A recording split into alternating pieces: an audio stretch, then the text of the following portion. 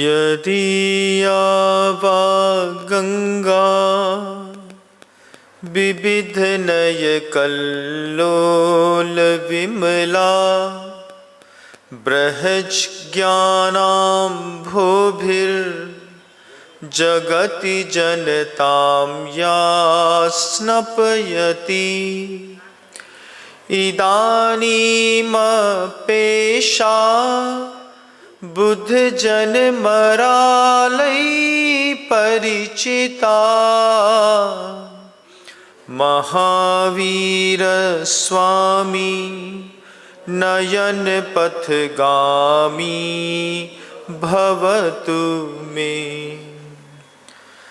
अहिंसा परमो धर्म की परम पूज्य आचार्य भगवंत गुरुदेव श्री विद्यासागर जी महाराज की, वर्तमान आचार्य परमेष्ठी गुरुदेव श्री समय सागर जी महाराज की, समस्त मुनि संघ की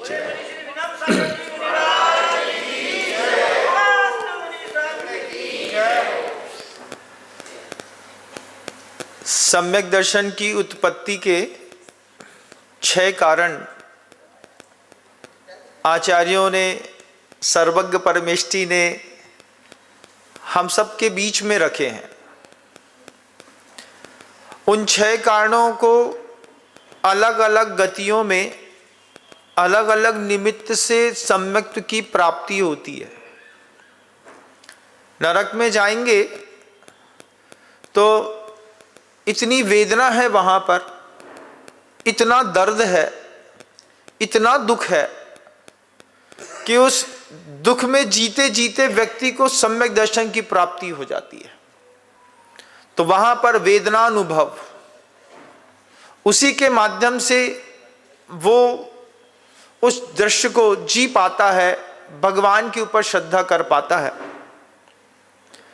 एक जगह देवर्धि दर्शन है देवों में, जहां पर जाति स्मरण और देवर्धि दर्शन 2 शब्द ऐसे रखे हैं कि छोटा देव बड़े देव की रिद्धियां देख करके विचार करता है, अपने अवधि ज्ञान का प्रयोग करता है, हम में क्या कमी थी कि हमको वैसी शक्ति नहीं मिली।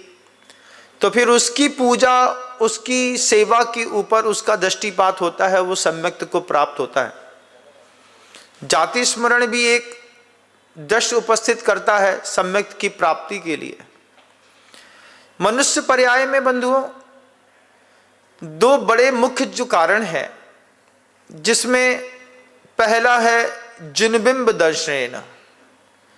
जिनेंद्र भगवान की प्रतिमा के दर्शन करने से सम्यक दर्शन की प्राप्ति होती है। महाराज, सम्यक दर्शन ना भी मिलेगा तो हमारा का बिगड़ जाएगा, ऐसा भी कई लोगों का कहना हो सकता है। कई माता पिता हमारे पास आते हैं, वो कहते हैं महाराज हमारा लड़का मंदिर नहीं जाता, हमारा लड़का पूजा नहीं करता, हमारे लड़के को धर्म से कोई मतलब नहीं है। घर के सामने भी मंदिर होगा और मोहल्ले में भी मंदिर होगा, तो भी वो मंदिर नहीं जाता। उसकी कॉन्सेप्ट में है कि पत्थर की प्रतिमा से कुछ नहीं हो सकता। विचारों का खेल है और होना स्वाभाविक भी है, क्योंकि मिथ्यात्व की अनादिकालीन जो सत्ता अंतरात्मा में पड़ी हुई है, उसको अचानक तो कोई निकाल नहीं सकता। आचार्य जी कहते थे व्यक्ति को क्रियाओं से धार्मिक होना चाहिए और विचारों से वैज्ञानिक। अगर आप विचारों से वैज्ञानिक हैं और क्रियाओं से धार्मिक हैं तो फिर दुनिया में आपको कोई हरा नहीं सकता। उसी लड़के से पूछिए जो मंदिर नहीं जाता है। जो लड़का या लड़की आपके यहाँ की बेटी है, लड़का लड़की शब्द तो वैसे गलत ही है, क्योंकि लड़का और लड़की जो शब्द हैं ये अफगानी शब्द हैं। वहाँ पर हमेशा लड़ाके पैदा किए जाते हैं, तो जो लड़ करके जीतता है उसको लड़का कहते हैं। हिंदी की बोलचाल की भाषा में हमारे यहाँ शामिल जरूर है, लेकिन हमारे यहाँ बालक और बालिका ये 2 शब्द हैं हिंदी में, भारतीय संस्कृति का शब्द है। बालक यो यत्र अनभिघ्न स बालः, जो जिस वस्तु को नहीं जानता है, अभी उसका क्षयोपशम नहीं है, इसलिए उसको बालक कहते हैं। और वही स्त्रीलिंग के साथ बालिका शब्द की उत्पत्ति कराती है। तो जो आपके यहाँ के बालक और बालिका मंदिर नहीं जाते, जो बच्चे बालिका पूजन नहीं करती, भगवान से कोई मतलब नहीं है और दुनिया भर की चीज़ों से मतलब है, उस बच्ची को बैठ करके समझाना, उस बच्चे को बैठ करके कहना, ये प्रवचन महाराज ने कहा जिनेंद्र भगवान के दर्शन से सम्यक दर्शन की प्राप्ति होती है। वो पूछेगा कि सम्यक दर्शन से हमको क्या लेना देना, हमारी जिंदगी तो बहुत अच्छी चल रही है। तो फिर हमको उसको समझाना होगा, आप समझाना अपने बच्चे को कि बेटा दुनिया में कुछ चीज़ें ऐसी होती हैं जो वहीं से मिल सकती हैं और कहीं से नहीं मिल सकती। इसका एक दूसरा सम्यक दर्शन की उत्पत्ति का एक और जबरदस्त कारण मनुष्य पर्याय में धर्म श्रवण भी है कि धर्म का श्रवण करने से भी सम्यक की प्राप्ति होती है। बच्चा प्रवचन भी नहीं सुनता है, मंदिर भी नहीं जाता है। जिन दो कारणों से विशेष रूप से सम्यक दर्शन की प्राप्ति होती है, आपके घर के बच्चे नहीं करते होंगे। जिनबिंब दंशनेन, ये शब्द लिखा है, निधत्ते निकाजित कमक है दंशनादो। धवला पुस्तक में आचार्य वीर सेन स्वामी ने प्रथम पुस्तक पर यह संवाद किया है कि जिनेंद्र भगवान के दर्शन करने से क्या होता है, प्रचंड पाप नष्ट हो जाते हैं। महाराज ये प्रचंड पाप क्या है? ऐसे कुछ पाप हैं, ऐसे कुछ दुख हैं जो आपके शरीर पे निरंतर बनते रहते हैं, क्योंकि आत्मा और शरीर का अनादि संबंधेच एक सूत्र है कि वो अनादिकालीन संबंध है शरीर का और आत्मा का। तो आत्मा के अंदर होने वाले परिणामों से शरीर के अंदर प्रतिदिन अलग अलग प्रकार का रस बनता रहता है। कभी आप देखिए कि अभी आपको भूख ज़्यादा लगती है, कभी आपको वायु की शिकायत हो जाती है, कभी पीठ में दर्द हो जाता है, कभी बहुत तेज भूख लगती है, कभी एकदम से एसिडिटी की प्रॉब्लम हो जाती है, बहुत ज़्यादा पित्त उछल रहा होता है, कभी सिर चकरा रहा होता है, कभी माइग्रेन की शिकायत रहती है। जब शरीर के अंदर, चूंकि आप शरीरधारी हैं तो फिर शरीर के साथ भी आपको जीना होगा और शरीर के अंदर अलग अलग प्रकार के प्रतिदिन नया रस बनता है। रोज एक ही रस बनता हो ऐसा नहीं है। कभी आपको खूब तेज भूख लगती होगी, कभी आपको मोशन एक बार में क्लियर होता होगा, कभी आपका पेट हमेशा भारी रहता होगा, कभी दिन के समय में जाना पड़ता होगा तो सुबह के खाने के बाद कमजोरी आ जाती होगी, कभी ब्लड प्रेशर डाउन हो जाता होगा, कभी बीपी की प्रॉब्लम हो जाती होगी, कभी हार्ट की प्रॉब्लम हो जाती होगी। तो शरीर के अंदर जो विशेष प्रकार के नए रस बनते हैं, इन रसों का समाधान प्रचंड दुख जो शरीर में पैदा होता है, इसके लिए भी आचार्य कहते हैं जिनबिंब दंशनेन, जिनेंद्र भगवान के दर्शन से शरीर के अंदर बनने वाले जो रस भाग की अपवित्रता होती है उसके कष्ट भी कम हो जाते हैं। इसका मतलब ये कि अगर कोई बीमार व्यक्ति है, अगर किसी को कैंसर हो गया है, अगर किसी को टीबी की प्रॉब्लम हो गई है, अगर किसी व्यक्ति को कोई महारोग हो गया है या जलोदर हो गया है या स्किन डिसीज हो गई है, चर्म रोग जितने भी होते हैं, आप शायद आपको पता भी नहीं होगा कि श्वास की रोग के कारण शरीर में, श्वास के अवरोध के कारण शरीर में चर्म रोग होते हैं।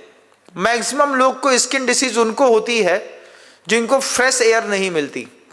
फ्रेश एयर कहाँ से मिलेगी महाराज? आपके यहाँ तो वो एसी लगा होगा और एसी के बाद कमरा बंद। अगर किसी ने अपान वायु छोड़ी भी है तो वो उसी कमरे में घूम करके मॉडिफाई होकर के फैल जाएगी, लेकिन बाहर नहीं निकल सकती, क्योंकि एसी का काम है उसी चीज को ठंडा करते रहना। और फिर उसी उल्टी सांस के कारण शरीर पर सबसे ज्यादा स्किन डिसीज होती है। डिसीज का मतलब सिर्फ सफेद दाग होना ऐसा नहीं, चमड़ी में छोटे छोटे दाग पैदा हो जाते हैं, डॉट्स पैदा हो जाते हैं, चमड़ी में विशेष प्रकार की ईचिंग होती है। अगर शरीर पर शुद्ध श्वास नहीं जाती तो इस तरीके के रोग शरीर पर होते हैं। इसमें भी सम्यक दर्शन की एक कमाल की चीज है, क्योंकि आचार्य समंतबद्ध गुरुदेव ने रत्नकंटक शावकाचार ग्रंथ में वो बात लिखी है, अगर किसी व्यक्ति ने सम्यक दर्शन को प्राप्त किया है, अगर कोई व्यक्ति सम्यक दृष्टि है, तो उसको संसर्गज दुख नहीं होते। महाराज होते हैं, आप देख लीजिए, छायिक सम्यक दृष्टि रामचंद्र जी को संसर्गज दुख हुआ, बिल्कुल देखने पे दिखता है, लेकिन उसका अनादिकालीन प्रवाह खत्म कर दिया जाता है। वर्तमान समय में दिखेगा, बहुत जल्दी मिट जाएगा। एक सम्यक दृष्टि के जीवन में जो सौंदर्य है, वो सौंदर्य आप भी चाहते होंगे, लेकिन वो सौंदर्य आपको कैसे मिले? हर इंसान चाहता है कि हमारी वाणी में एक ओजस्विता हो। अनादेय नाम कर्म का ऐसा उदय है कि जब आप सब जानते हो, उसके बाद भी घर के लोग आपकी बात ना सुने तो आपको बुरा लगता है कि नहीं लगता? लगता है। खास करके महिलाओं के साथ तो ये बात हमेशा होती है। माँ कितनी भी अच्छी बात बोलेगी, बच्चे, पति, सब कोई हवा में उड़ा देते हैं, हवा में उड़ा देते हैं। आपको बुरा लगता होगा, हम कुछ भी बोलें हम भोंदू हैं। भोंदू क्यों है? क्योंकि आपके अनादेय नाम कर्म का उदय चल रहा है। ये अनादेय नाम कर्म का जो उदय है, हम सत्य भी बोलें तो भी हमारे कहे सत्य पर किसी को विश्वास नहीं है। विश्वास नहीं होने पर हमारी वाणी की ओजस्विता खत्म हो जाती है। फिर अपन क्या करते हैं, हम दूसरे की वाणी की ओजस्विता का लाभ लेते हैं। तो जो लोग मिथ्या दृष्टि होते हैं, ऐसे लोग नए नए डायलॉग्स और नई नई बातें सुनने के लिए टीवी सीरियल्स का, स्नैपचैट का, रील्स का, मूवी का सहारा लेते हैं। इसका सहारा लेने पर आपकी ओजस्विता तो बढ़ती नहीं है, लेकिन आप चूंकि ओजस्विता से प्रभावित है, इसलिए आपको दूसरे का सुनने में बहुत अच्छा इंटरेस्ट लगता है।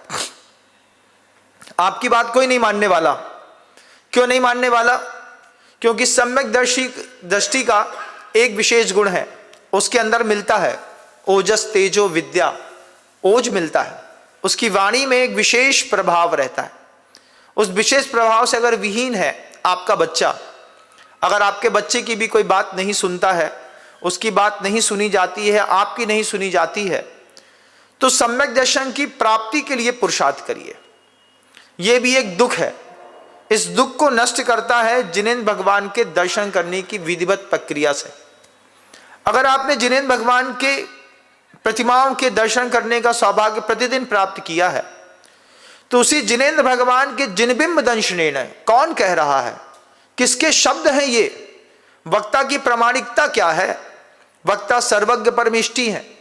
सर्वज्ञ परमेष्टि ने ये बात कही कि जिनेंद्र भगवान के दर्शन से सम्यक दर्शन की प्राप्ति होती है, और जिसको सम्यक दर्शन की प्राप्ति हुई है उसकी वाणी में ओज नियम से रहता है। वो बोलेगा, लोग गौर से सुनते हैं। तो आप भी चाहते होंगे ओजस, तेज चाहते होंगे। तेज क्या होता है महाराज? शरीर में एक विशेष प्रकार की कांति। आप भी चाहते हैं कि नहीं? चाहते हैं महाराज। उसके लिए आपको बहुत मेहनत करनी पड़ती है। लेकिन कई लोग सावले सलोने होकर के भी उनकी स्किन में एक विशेष प्रकार की चमक दिखाई देगी। शरीर की चमक से फर्क पड़ता है कि नहीं पड़ता? बहुत फर्क पड़ता है। बिना शरीर की चमक के आपसे कोई चमकते ही नहीं है। जब आप दूर से देखो, अभी मैं रास्ते में आ रहा था तो एक जाट समुदाय के कोई बहुत बड़े नेता निकले, तो वेल मेंटेन बड़ी गाड़ी हो, पीछे आगे का जलवा हो। ये जलवा भी जो मिलता है ना आगे पीछे का, इसमें भी सम्यक दर्शन की भूमिका है। क्योंकि शरीर के तेज के साथ बाहरी वैभव की प्राप्ति भी सम्यक दृष्टि को होती है, मिथ्या दृष्टि को नहीं होती, और होती है तो स्थिर नहीं रहती। ये दोनों बड़ी दिक्कतें हैं। तो बच्चा क्या चाहता होगा?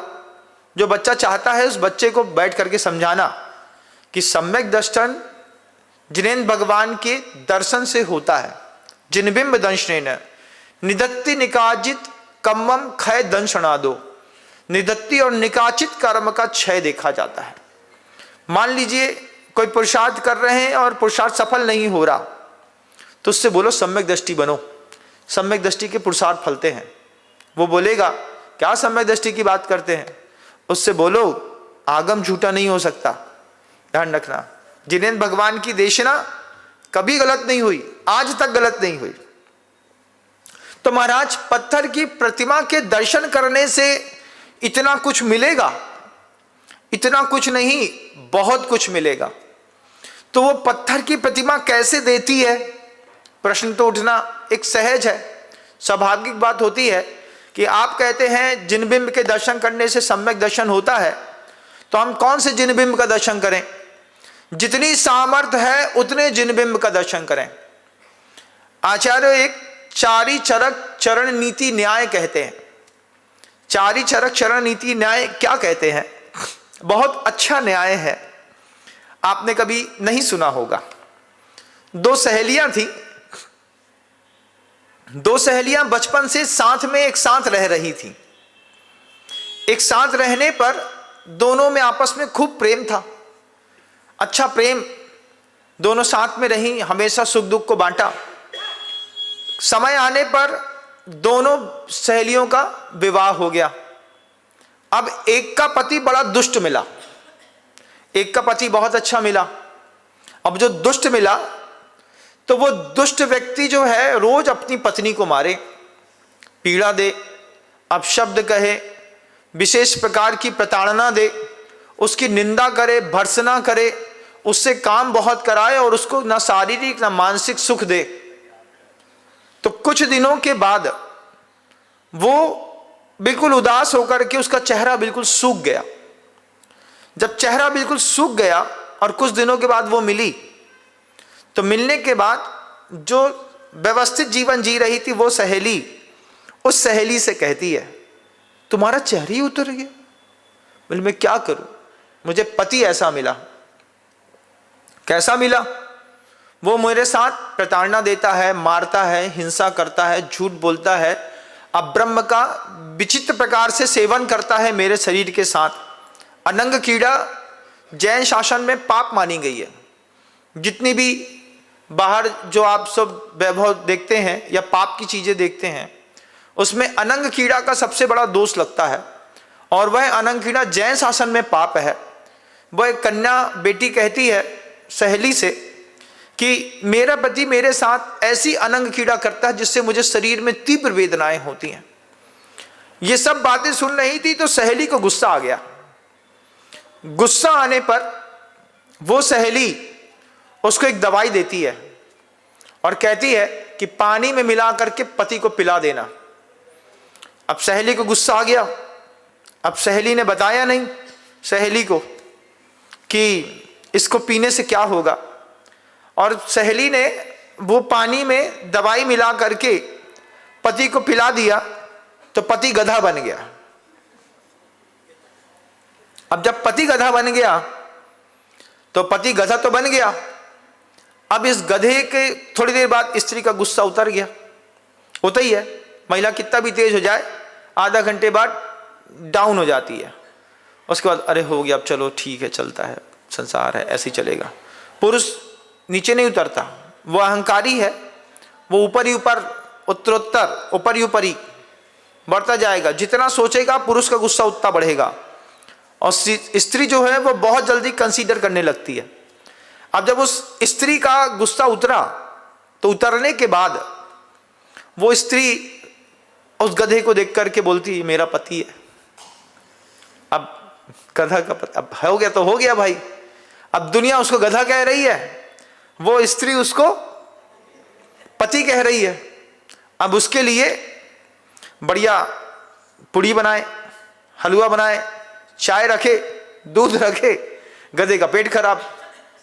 क्योंकि गधा तो गधा होता है, गधे जो खाते हैं वही खाते हैं। आपके घर के अंदर भी बधे गधे जो खाते हैं वही खाते हैं। उनके लिए कुछ भी रख दो, गधा हो या गधी, उनको खाना तो नाली के ऊपर की पानी की फुल्की ही है। उनको घर के अंदर कुछ रख दो ना। अब वो महिला अपने पति को, जो कि गधा का रूप ले लिया था, आपका पति भी हो सकता है ऐसा, सुनाइएगा, अच्छा लगेगा उसको। तो बोले ले गधे खा, नहीं नहीं, बोले पति खा। एक बार ऐसा अचानक बोल दो, बोले क्या बोली, बोले नहीं वो महाराज की बात आ गई तो पति के बदले में गधा मुंह से निकल गया।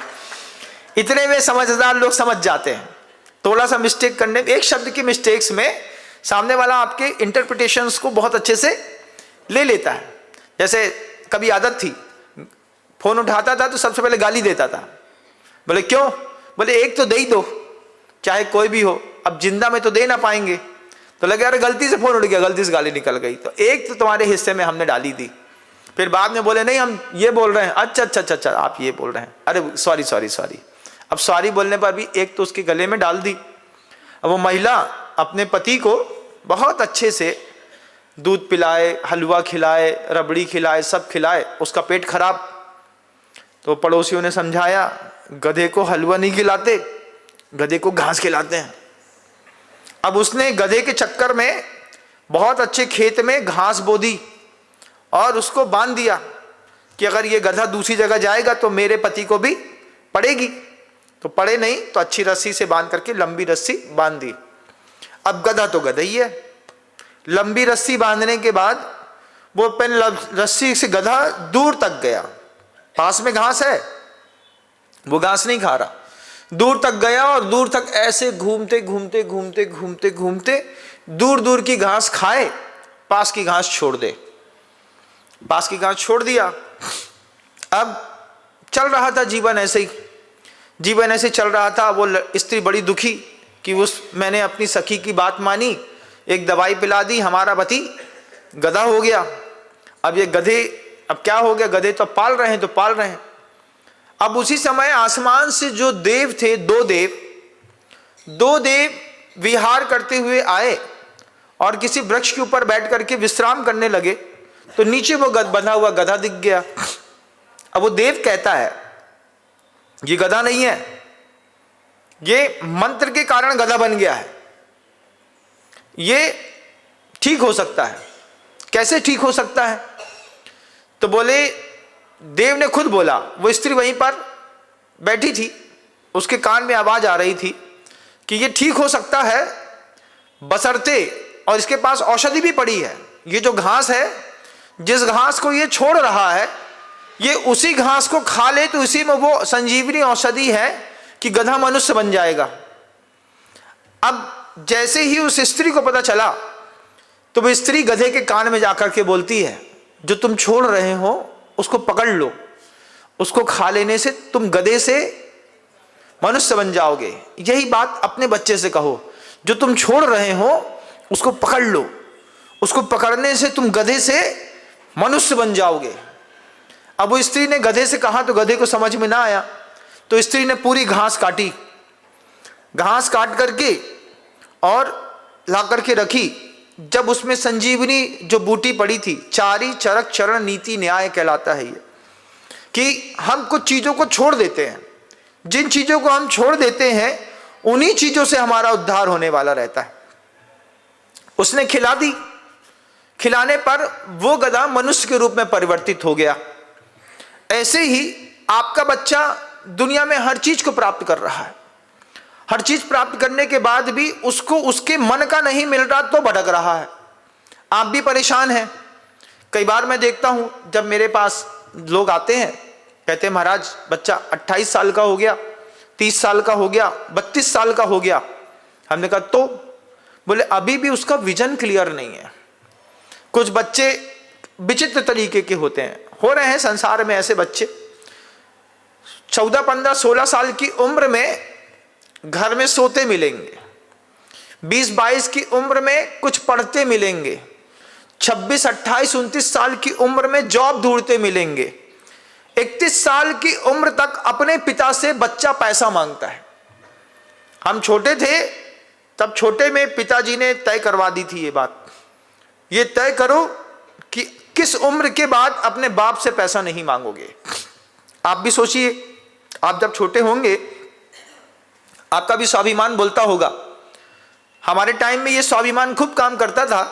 तो छोटे छोटे बच्चे अगर फिजिक्स केमिस्ट्री बायोलॉजी में भी अगर ब्रिलियंट निकल गए तो बायोलॉजी के बच्चे बायोलॉजी पढ़ा देते थे। बायोलॉजी पढ़ा करके 800-900 हज़ार रुपए घर के अंदर ट्यूशन पढ़ा करके पैदा कर लेते थे और 1,000 रुपए में अपना खर्चा निकाल लेते थे। तो पिता खुश होता था कि ये अपना खर्चा खुद निकाल लेता है। लेकिन आज के बच्चे 30 साल, 28 साल, 29 साल की उम्र में पिताजी से ऐसा कहते हैं 20,000 और दे दो, 25,000 और दे दो। पिता बेचारा उम्मीद में है, आज नहीं तो गधा कब राजा बेटा बनेगा।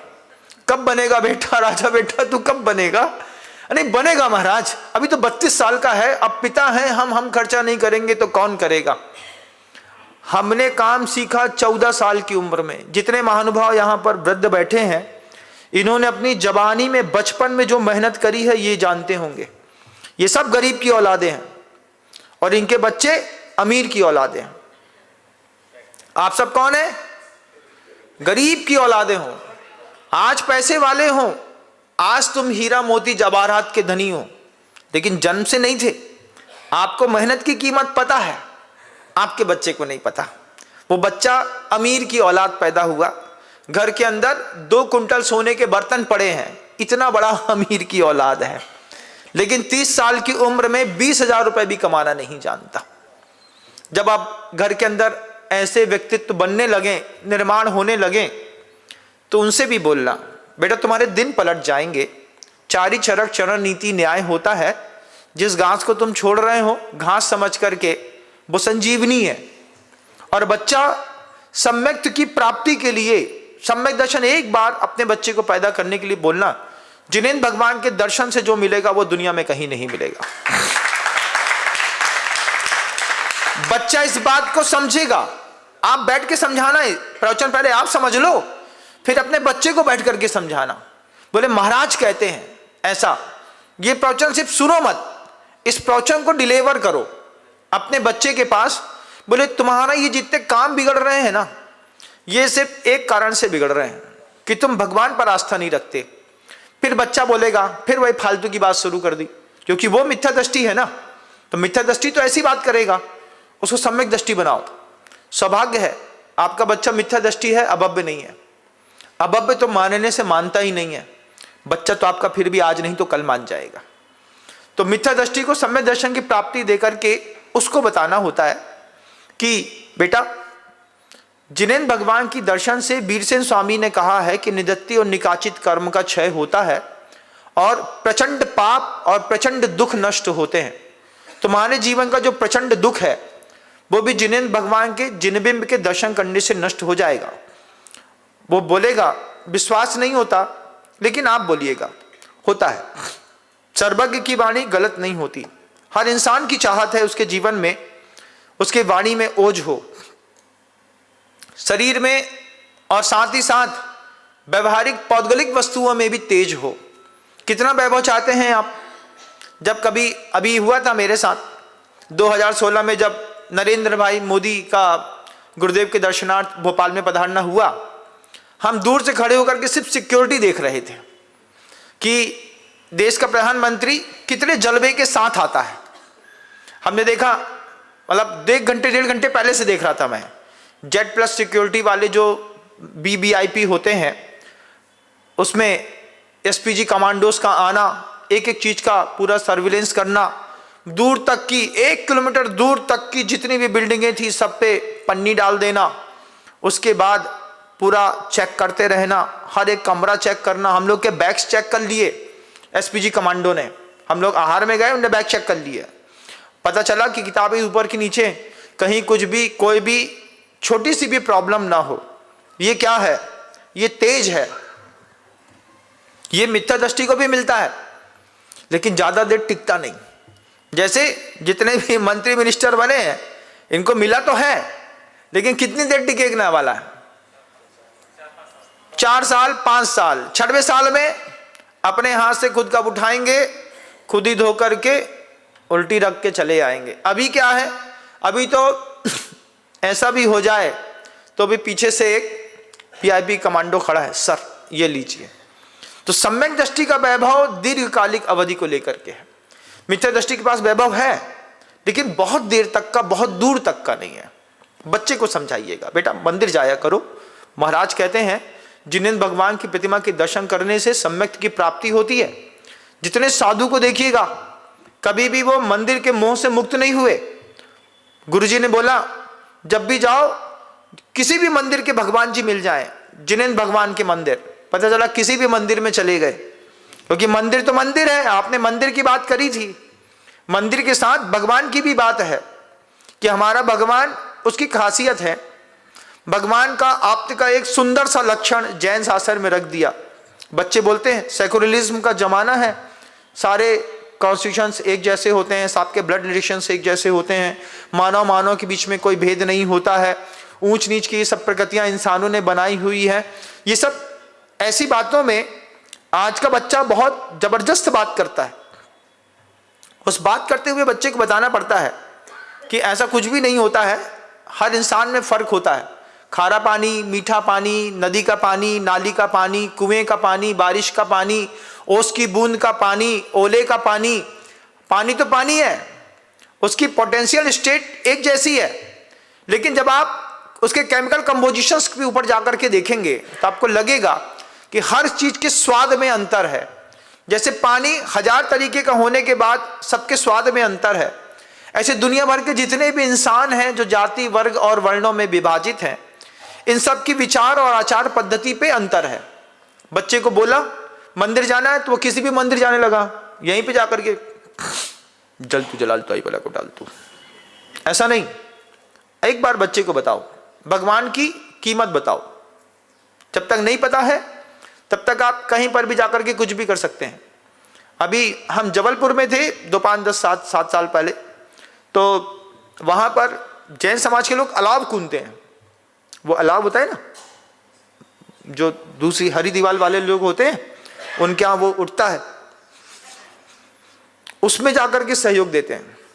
आप लोग में भी कुछ लोगों के गले में, हाथ में, घर में एक आध कोई हरे कपड़े वाला ताबीज रखा होगा, कभी कभार ले आए होंगे, गए होंगे कभी अजमेर तो अजमेर से ले आए होंगे, नहीं ना।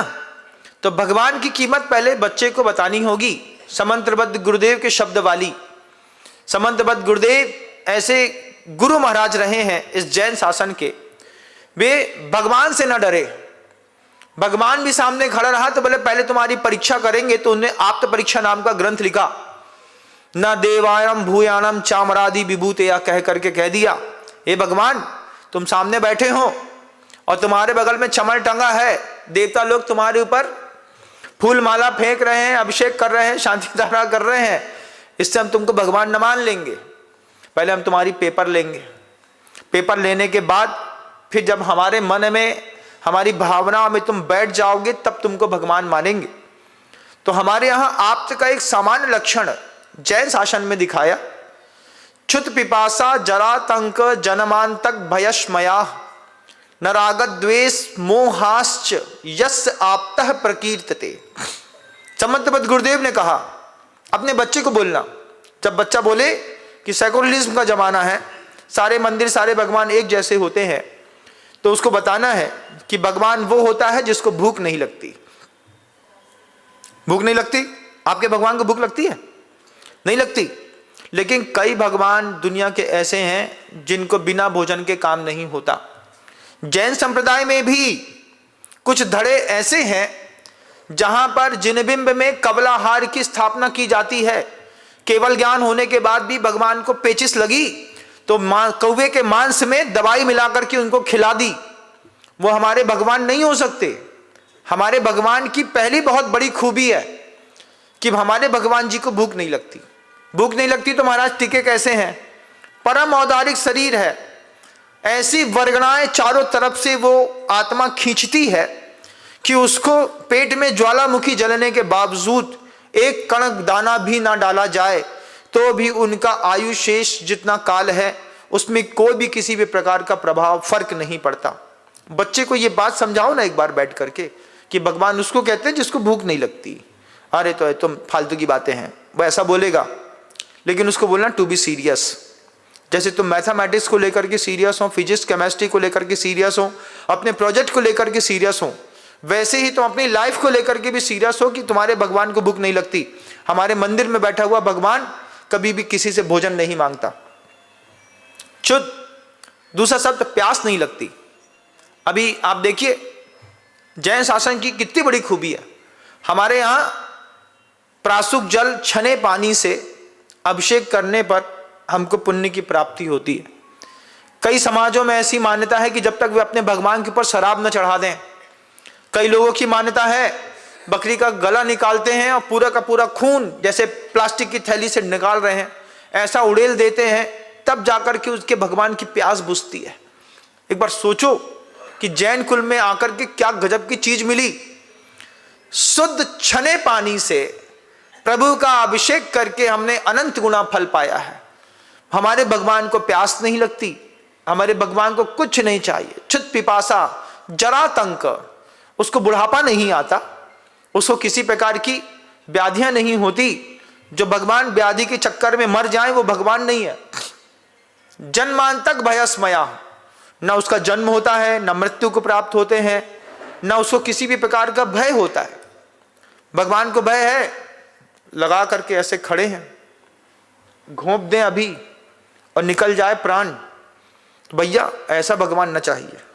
एक बार हुआ, एक बार रास्ते में कुछ झांकियां निकल रही थीं।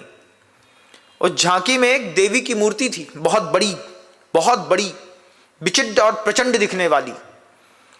तो एक पंडित जी, चंद्रशेखर पंडित जी थे, वो पंडित जी बगल में खड़े थे हमारे। हमसे पूछते हैं, बताओ ये जो प्रचंड दिखने वाली देवी है, ये देवी को अगर मान लो हम मंत्र फूकें और ये देवी जितने अपनी भुजाओं में चीजें पकड़ी हैं ये सारी की सारी चीजें जागृत हो जाएं, उसके हाथ चलने लगे, पैर चलने लगे, उसका रूप चलने लगे, तो जितने लोग देवी को देख रहे हैं इसमें से कितने यहां पर खड़े मिलेंगे? कितने?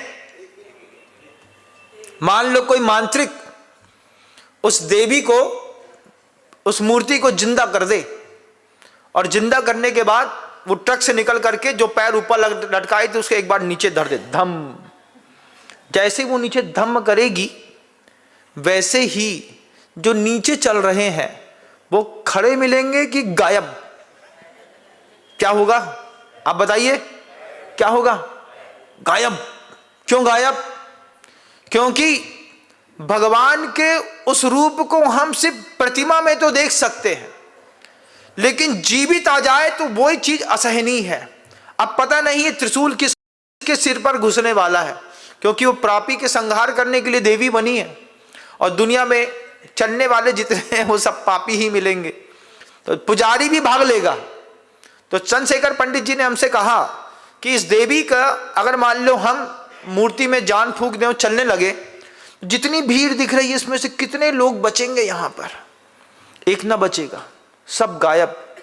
अब वहीं पर गोमटेश्वर बाहुबली भगवान की जो प्रतिमा जिनेंद्र प्रभु की है उसमें मंत्र फूंक दें और बाहुबली भगवान खड़े खड़े आंख खोल करके झपका करके और हाथ उठा करके आशीर्वाद दे दें, एक कदम बढ़ा दें, तो यहां वहां पर लोग भागेंगे कि रुकेंगे? रुक जाएंगे। किस बात के लिए? कि जिनेंद्र प्रभु के साक्षात दर्शन हो रहे हैं, क्योंकि उनके पास किसी भी प्रकार का अस्त्र और शस्त्र नहीं है। जो अपनी आंख से किसी को नहीं देखते वो किसी को क्या मारेंगे? और उसका सबसे बड़ा अंतर प्रभाव इसलिए भी पड़ा जैन शासन में कि जिनकी मूर्ति और मुनि महाराज दोनों की प्रक्रिया एक जैसी रही। जब हमने चलते फिरते जीवंत मुनि महाराज देखे तो मंदिर में खड़े हुए जिनबिंब में अगर कोई प्राण फूंक भी दे और वो चलने लगे तो कभी कोई भागेगा नहीं।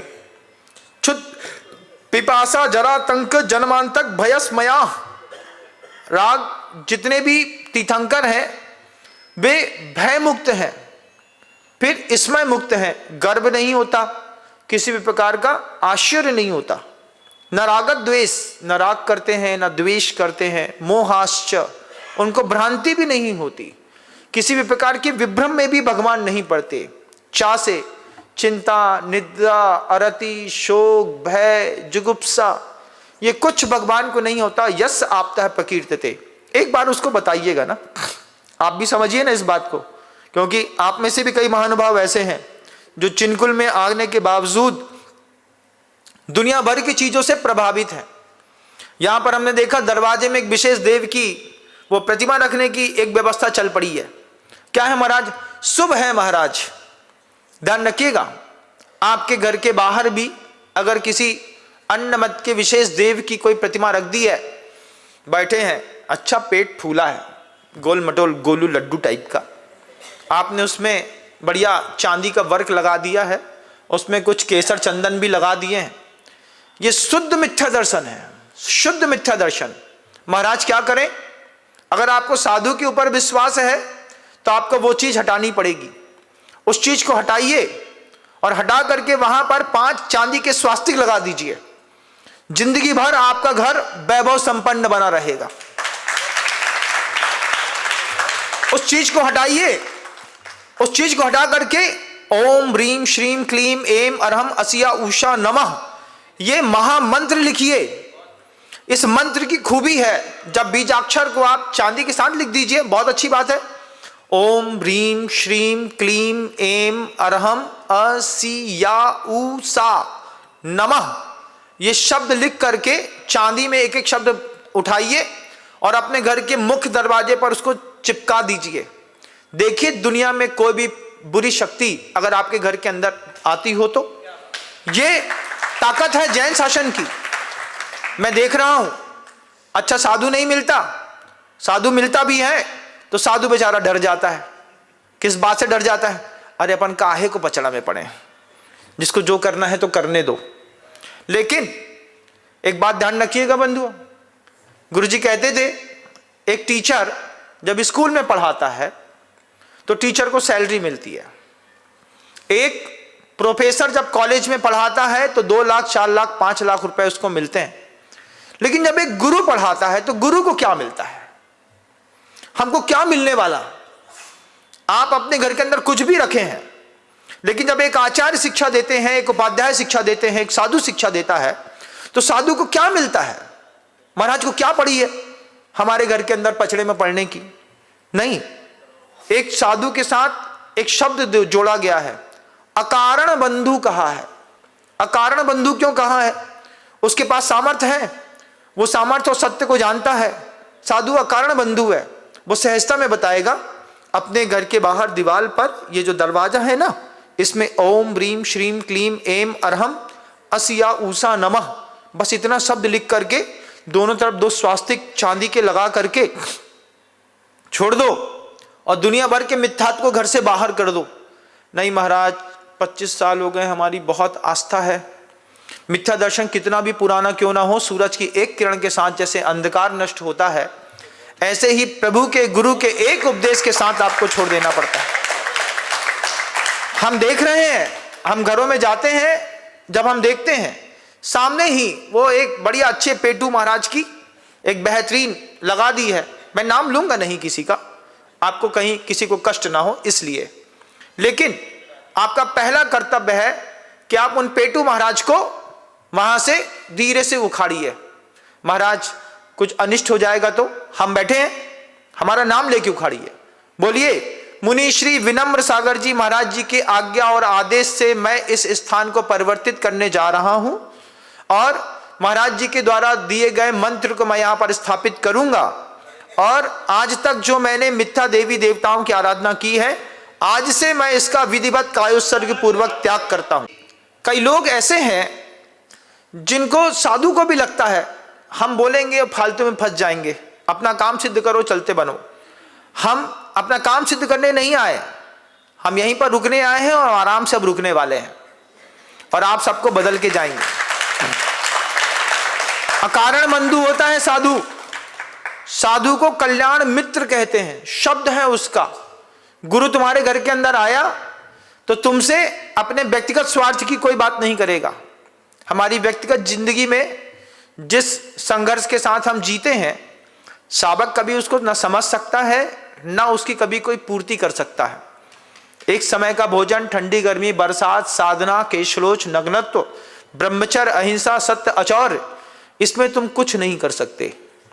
इसमें जो कर सकते हैं हम कर सकते हैं, हमारा गुरु कर सकता है। बच्चे को समझाना है, इस बात को दिखाना है, और आपको भी समझना है कि अगर आपके घरों के अंदर इस तरीके का मिथ्यात्व का पोषण है तो आप हमको साथ में लेकर के चलिए।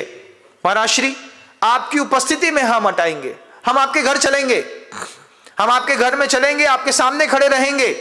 आपकी ताकत ना हो तो आप मुझे मौका दीजिएगा, लेकिन आप मिथ्यात्व को बाहर करिए और वहां पर अपने जिनकुल और जैन धर्म की प्रभावना करिए, सम्यक दर्शन को प्राप्त कराइए, क्योंकि सम्यक दर्शन का दुनिया में कमाल होता है।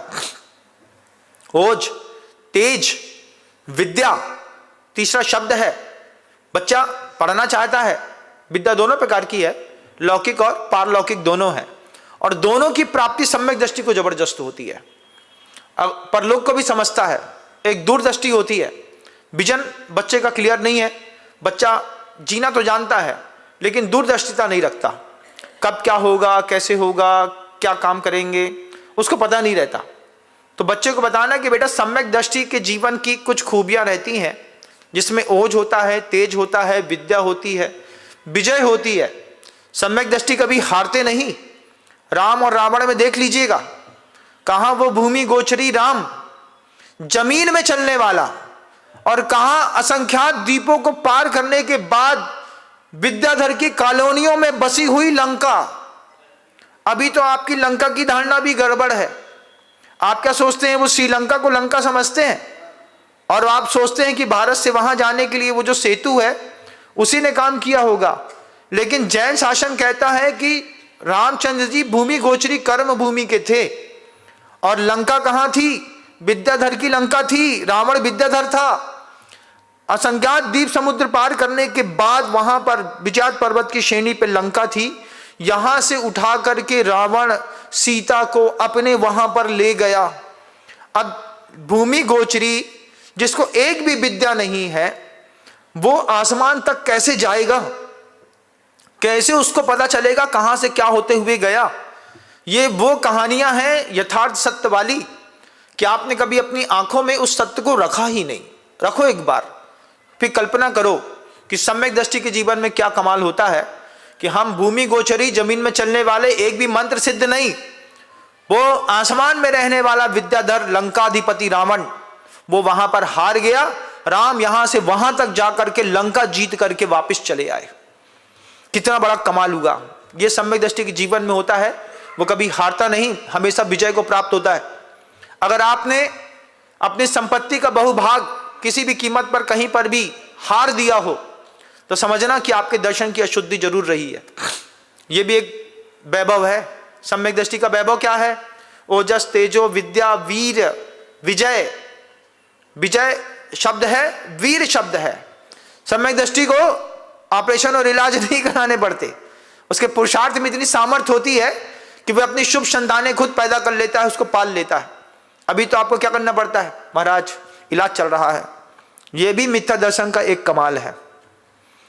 शरीर के अंदर पुरुषार्थ करने की सामर्थ्य ना हो, संतान प्राप्त करने कराने की सामर्थ्य ना हो, धन को उत्पन्न करने की सामर्थ्य ना हो। गृहस्थ की सामर्थ्य पुरुषार्थ दो ही चीजों से परिलक्षित होता है, या तो वो धन का पुरुषार्थ करता है या फिर वो पुत्र को उत्पन्न करता है, और उसी धन और पुत्र के पुरुषार्थ को साधु बदल देता है। वो केवल ज्ञान के पुरुषार्थ को प्राप्त करके अपने पुरुषार्थ से केवल ज्ञान की प्राप्ति कर लेता है। ये साधु का कमाल है। आप कितने गौर से मुझे सुनते हैं, इस बात के लिए आपको अंतर्मन को साधुवाद है। लेकिन अगर आप समझ भी जाएं तो और अच्छा साधुवाद है कि आप समझिए, आपके यहां वो जो पेटू महाराज घर के अंदर और बाहर घुसे हुए हैं, उन पेटू महाराज के हटा करके उन पेटू महाराज के बदले ओम ब्रीम श्रीम क्लीम एम अरहम असिया ऊषा नमः चांदी में मंत्र लिखवा करके ठोंक दीजिए। एक एक बीजाक्षर की बहुत बड़ी कीमत होती है। जैन शासन कह रहा है, श्रीम शब्द अगर मान लीजिए आपने विधिवत लिखवाया है, उसकी प्रतिष्ठा कर दी है, गंधोदक से शुद्ध करके टांग दिया है, घर के अंदर सोना चांदी नाले में बह करके आपके घर के अंदर आएगा, इस बात की गारंटी है।